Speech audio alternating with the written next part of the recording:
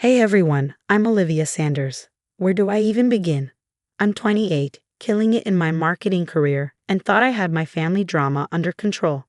That all changed with my little sister Emma's wedding. I was helping her plan this perfect day, doing my best to ignore the looming presence of our dad, Robert. Ever since the divorce, he's been a mess, drowning in booze and bad decisions, the worst of which is his new girlfriend, Veronica. She gave me bad vibes from the start. Liv, do you think Dad will actually show up sober? Emma asked one day while we were picking out floral arrangements. I hope so, Em. For your sake, I really do. But hope wasn't enough. As the big day got closer, I found myself playing referee more than maid of honor. My boyfriend, Marcus, was a saint through it all. Babe, he can't control everything, he said. I know, but if Dad ruins this for Emma, I'll never forgive him. I had no idea how much worse it would get. A week before the wedding, I met up with my best friend Zoe for coffee. She's always been the voice of reason. Spill it, Liv. What's really bugging you about Veronica? Zoe asked, giving me a knowing look over her latte. I leaned in, lowering my voice. There's something off about her, Zoe. The way she latched onto Dad so quickly, how she's always whispering in his ear. And get this, I overheard her on the phone talking about some big score coming up. Zoe's eyes widened. You think she's calming him? I don't know, but I'm going to find out. That determination led me down a rabbit hole, late nights scrolling through social media, discreet calls to Dad's old friends. I was piecing together a puzzle I wasn't sure I wanted to solve. The day before the wedding, Emma and I were at the venue when Dad and Veronica showed up unannounced. Daddy. Emma squealed, running to hug him. I stayed back, watching as Veronica's eyes darted around, calculating. My little girl, all grown up, Dad slurred, and my heart sank. He was already buzzed. Robert, darling, let's check out the bar. Veronica cooed, shooting me a smug look as they walked away. Emma turned to me, her eyes glistening. Liv. I cut her off with a hug. Don't worry, sis. Tomorrow's about you and Jake. Nothing's going to ruin it. If only I had known how wrong I was. They call it the calm before the storm. Well, our storm was brewing and it was about to hit like a Category 5 hurricane. Standing there, holding my baby sister, I made a silent vow. Come hell or high water, I was going to protect her happiness. Little did I know, I'd end up fighting for so much more than just a perfect wedding day. The ceremony was beautiful. Emma looked radiant, and for a moment, all our family drama faded into the background.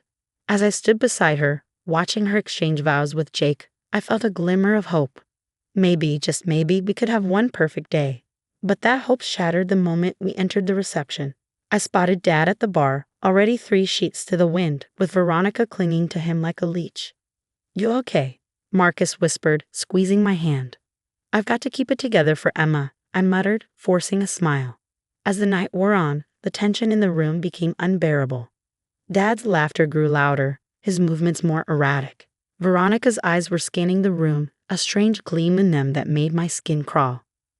Liv, Dad's making a scene, Emma whispered to me, her voice filled with worry. I'm on it, I assured her, marching over to where Dad was attempting a sloppy Macarena. Dad, let's get some fresh air, I suggested, trying to stay calm.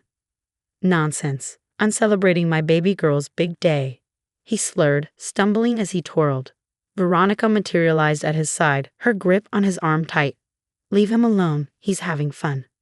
This isn't about fun, it's about respecting Emma's day, I said, struggling to keep my voice steady. Veronica's eyes narrowed. You think you're so perfect, don't you? Always trying to control everything. The argument escalated fast. We moved to a quieter corner, but our voices grew louder with each exchange. You don't know anything about our family, I spat. I know your daddy prefers my company to yours, she sneered. Something in me snapped. Is that before or after you drained him of his money? Veronica's face twisted with rage, and in a flash, she lunged at me, grabbing a knife from a nearby dessert table. Everything slowed down. I saw the blade glint under the reception lights, heard the screams, felt my heart race. All I could think was, I ruined Emma's wedding. Then Marcus tackled Veronica, sending the knife clattering to the floor. Chaos erupted, guests scattered, chairs overturned. Through the mayhem, I saw Emma's horrified face, Jake holding her back. Security rushed in, restraining Veronica as she screamed obscenities. As the police led Veronica away in handcuffs, I caught a glimpse of Dad, looking lost and broken. In that moment, I knew things would never be the same. The days after the wedding were a blur of police reports and sleepless nights. Every sound made me jump, the image of that knife flashing through my mind. "You're safe now, Liv," Marcus whispered, holding me close when the nightmares hit, but safety felt like a foreign concept. My own father's girlfriend had tried to stab me at my sister's wedding. How do you even come back from that? Emma was a wreck. When I visited her a week after the incident, she could barely look at me. All those months of planning, and for what? "My wedding will always be remembered as the day someone tried to kill my sister," she said, her voice thick with pain. I'm so sorry. I never meant. "I know it's not your fault," she cut me off, her voice hollow. "But I can't help feeling like our family is cursed or something." Dad, on the other hand, was living in a world of denial. He called constantly, leaving voicemails that made my blood boil. "Olivia, sweetie, let's not blow this out of proportion. Veronica was just upset. She didn't mean any harm." The final straw came when he showed up at my apartment, reeking of booze. "Dad, you need to leave. Now." "But Pumpkin, we're family. We need to stick together." I felt something harden inside me. "No, Dad. We're done. I can't do this anymore." The hurt in his eyes almost made me waver, almost. But as I closed the door on him, I knew it was the right decision. Zoe, ever the investigator, started digging into Veronica's past. What we uncovered was shocking. "Liv, look at this," she said one night, spreading out papers across my coffee table. "Veronica's got a record, assault, fraud, you name it." I scanned the documents, feeling sick. How did Dad not know about this? So hesitated. That's the thing. I think he did. The revelation hit me like a ton of bricks. We found evidence of joint bank accounts and suspicious transfers. Dad wasn't just a victim, he was an accomplice. Telling Emma was one of the hardest things I've ever done. We sat in her kitchen, the wedding gifts still unopened in the corner. "I can't believe it," she whispered, tears streaming down her face. "How could he do this to us?" "I don't know him anymore," I said quietly, "but we need to protect ourselves now." Emma nodded, her resolve hardening. "I'm with you, Liv. Always." The guilt was overwhelming. I'd exposed our father's crimes, potentially ruining his life. But had he not already done that himself? The anger and confusion were too much to handle on my own. And that's how I found myself in therapy, trying to make sense of it all.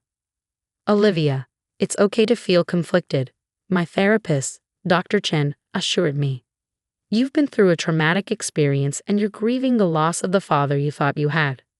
But shouldn't I hate him after everything he's done?" There's no should when it comes to emotions. What's important is acknowledging how you feel and working through it. Working through it. Easier said than done. As I left Dr. Chen's office that day, I felt a tiny spark of hope. It wasn't much, but it was a start. Maybe, just maybe, I could build something beautiful from the ashes of what my family used to be. 6 months after the wedding fiasco, I found myself in a place I never thought I'd be, happy, despite everything. Emma, Marcus, Zoe, and I had formed an unbreakable unit, our bond stronger than ever. To new beginnings, Emma toasted one night over dinner at my place. And to family, the one we choose, I added, clinking glasses with my sister. Veronica's trial was a media circus.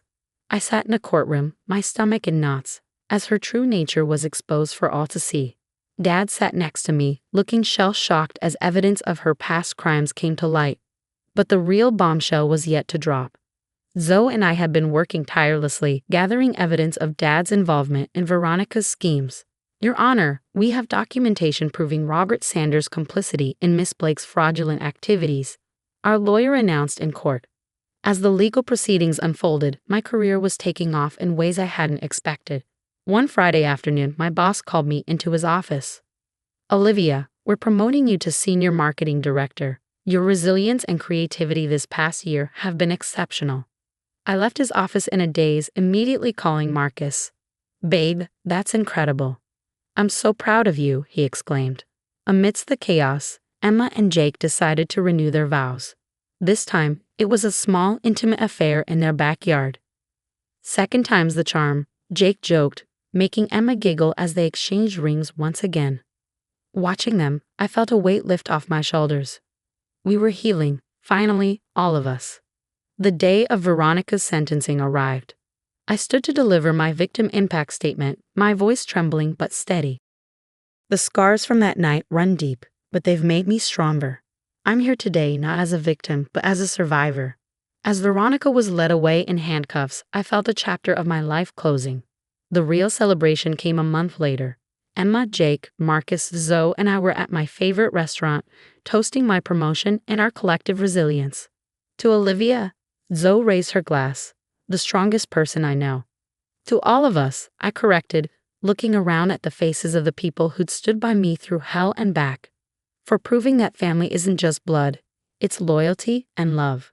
As we laughed and shared stories, I realized something profound. The past year had been a nightmare, but it had also been a gift. It showed me who my real family was, taught me my own strength, and gave me the courage to cut out the toxicity in my life. Sitting there, surrounded by love and genuine happiness, I knew that this was my happy ending. Not perfect, not without scars, but real and beautiful in its own way. And as I looked toward the future, I felt nothing but hope and gratitude for the family I found and the strength I discovered within myself. So that's where my story ends, but I'm curious about your thoughts.